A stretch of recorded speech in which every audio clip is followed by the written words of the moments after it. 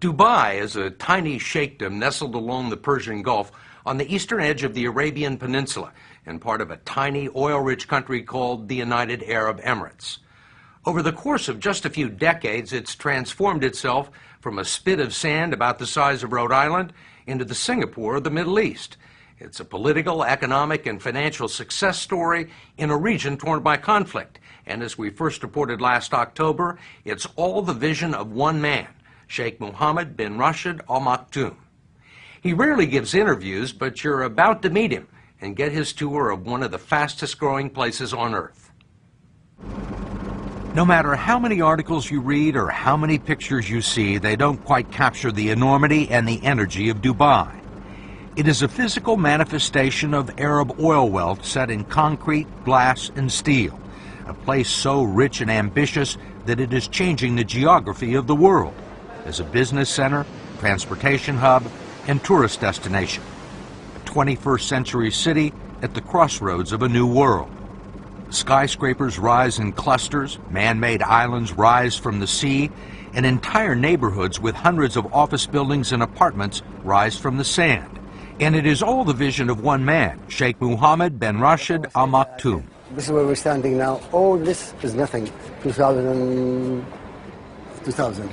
January 2000. 7 years ago. Yes. This was desert. And look now, all what you see.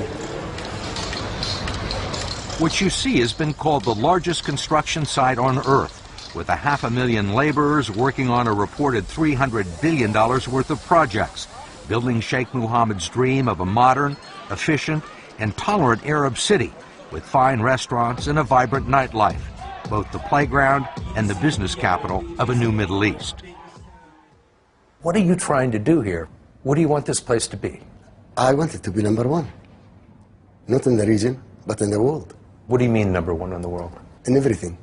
High education, health, housing, just making my people the highest way of living.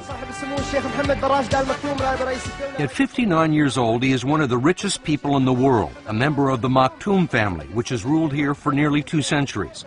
He's a former Air Force pilot and an avid horseman who competes in cross-country endurance races and is one of the largest breeders of thoroughbred racehorses in the world. By Western standards, his marital situation is a little complicated. He's married to Princess Hayat, the daughter of the late King Hussein of Jordan, but he also has another wife who is rarely seen in public. Assalamu alaikum.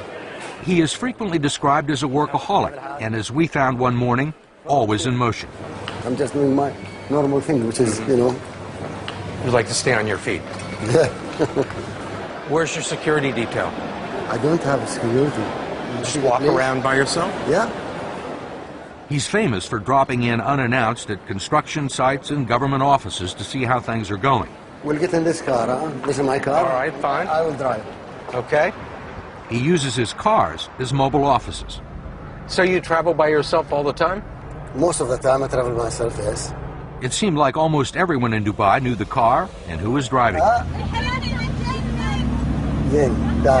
But you see, the whole area is growing here.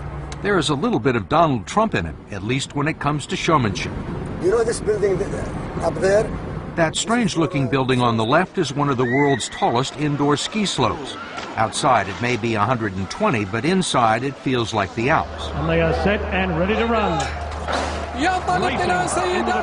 Then there is the Dubai World Cup, showcasing the fastest horses in the world, running for the world's largest purse. Not to mention the most luxurious and expensive hotel in the world, the Burj Al Arab, where the cheapest room is $2,000 a night. Why do you want everything to be the biggest, the tallest? Steve, why not? Why not? If you can have it in New York, what can we have it here? Why are you in such a hurry?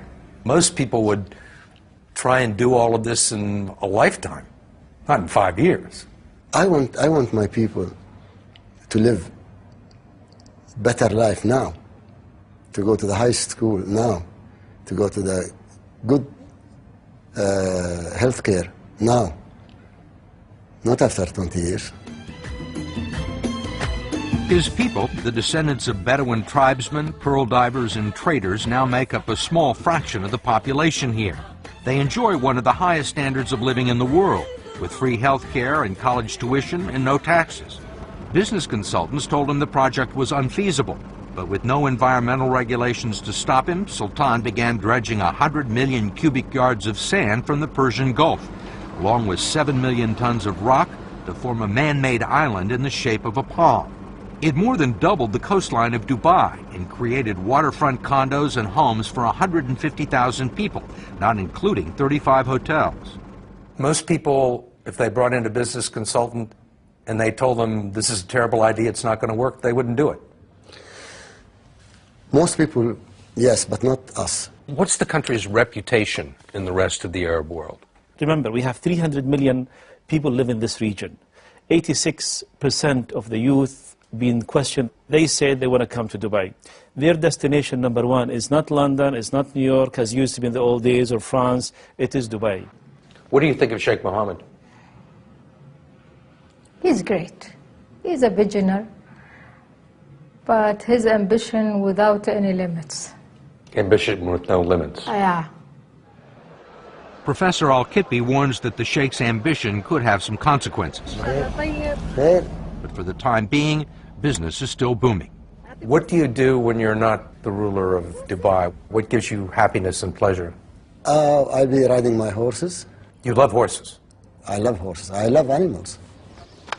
He owns one of the world's top breeding and thoroughbred racing operations. The morning we were there, he was selecting horses for races all over the world, and some of the world's most expensive thoroughbreds were on display. Look, here they come into the finish. So, the one with the colors, I told you he won. Yeah. These are the best horses in the world. What is it you love so much about this? It's my hobby. It's, you know, the horse in my blood.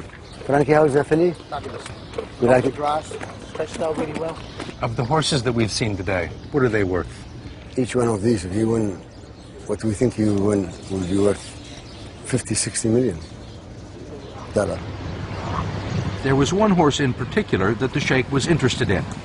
If you look, they are there. Now they're building up. I expect this to pass this, otherwise I'll be disappointed. And this day he was not disappointed. No one likes to disappoint the Sheikh, not even his horses. That's what I want to see. That's what I want to see.